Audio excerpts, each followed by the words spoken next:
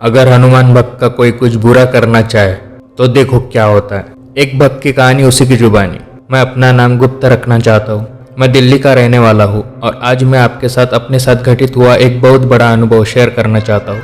रहता तो मैं दिल्ली में हूँ पर जॉब में गुड़गांव में करता हूँ। मैं एक आर्किटेक्चर फर्म में मॉडलर के डेजिग्नेशन पर हूँ। मैं 2 साल से इस कंपनी में हूँ। जिस प्रोजेक्ट के लिए मैं इस कंपनी में आया था वो प्रोजेक्ट दुबई का था और मुझे प्रोजेक्ट के काम से दुबई जाना था। मेरे साथ मेरी कंपनी के और भी लोग गए थे जिसमें एक काफी सीनियर था। दुबई में मेरा फर्स्ट मंथ काफी अच्छा रहा, पर जब ये सीनियर बंदा दुबई आया तो कुछ काम से रिलेटेड हमारी बात हो रही थी। मैं हमेशा अपना काम अच्छे से अच्छा और जल्दी करने का सोच कर करता हूँ। जरूरत पड़ने पर सबकी हेल्प और सॉल्यूशंस देने की भी पूरी कोशिश करता हूँ। पर जब मेरी इस सीनियर से मीटिंग हुई और मैंने अपना आइडिया इनके सामने रखा तो उन्होंने सीधा बोल दिया कि तुम जूनियर हो और सिर्फ डिप्लोमा होल्डर हो, जितना बोला जाए उतना ही करो। यह सुनकर मुझे बहुत बुरा लगा और मैंने उन्हें कहा कि सर मैं भी इस प्रोजेक्ट पर काम कर रहा हूँ और अपना पॉइंट रख सकता हूँ। ये सुनकर वो थोड़ा चिढ़ गए और कुछ नहीं बोले।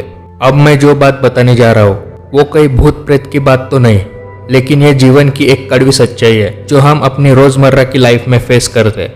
लेकिन जिस पर श्री हनुमान जी की कृपा हो जाए उसका कोई कुछ गलत नहीं कर सकता।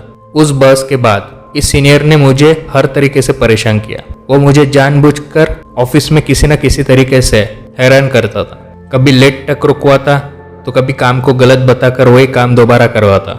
यहाँ तक कि दुबई की टीम को भी मेरे खिलाफ करके मेरी फेक कंप्लेंट करता और हर तरीके से मुझे परेशान किया।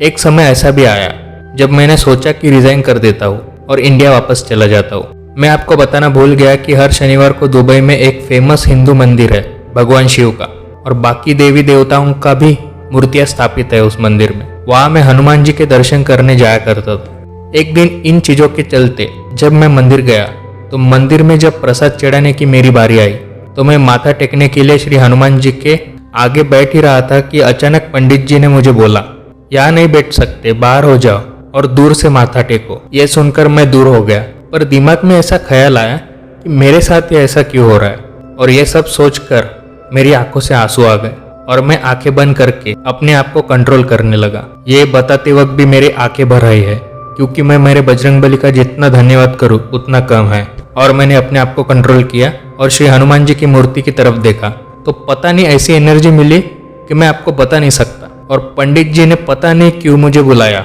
और बोला, बेटा कोई बात नहीं, आप यही माथा टेक लो।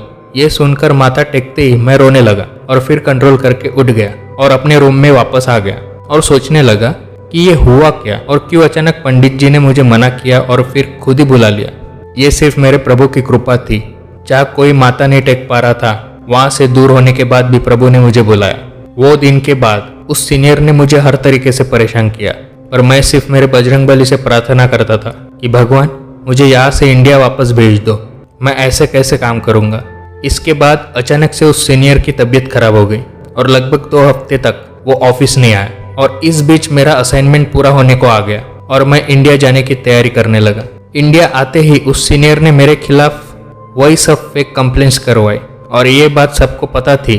ये सब वो बंदा जानबूझकर कर रहा है, पर श्री हनुमान जी की कृपा से वो सब कुछ करने के बाद भी मुझे वहां से निकाल नहीं पाया। और ये सब होने के बाद मुझे लगता था कि अब शायद ही मैं दोबारा इंडिया के बाहर जा पाऊंगा, क्योंकि इस बंदे ने मेरी इमेज बहुत ही खराब कर दी थी। पर कहते हैं ना, जब भगवान की कृपा हो तो किसी का कोई कुछ नहीं भी कर सकता। आप यकीन नहीं करोगे, इस कंपनी में इतना सब होने के बाद भी मेरी मेहनत और टैलेंट देखकर मुझे परमानेंट कर दिया गया और मुझे ऑस्ट्रेलिया जाने का भी मौका मिला। ये सब सिर्फ और सिर्फ मेरे बजरंगबली की कृपा से संभव हुआ, वरना इतना कुछ होने के बाद मैंने तो उम्मीद ही छोड़ दी थी। तो दोस्तों, देखा आपने, भक्त पर कैसा भी घोर संकट क्यों ना आए, प्रभु अपने भक्त की सहायता करने जरूर आते हैं, क्योंकि वे अपने भक्त की आंखों में कभी आंसू नहीं देख सकते। तो ऐसे ही है हमारे बजरंगबली। जय श्री राम। वीडियो अच्छा लगा हो तो वीडियो को लाइक कर दो, चैनल को सब्सक्राइब कर दो। अपना ख्याल रखो, अपने माता पिता का ख्याल रखो। मिलते हैं अगले वीडियो के साथ।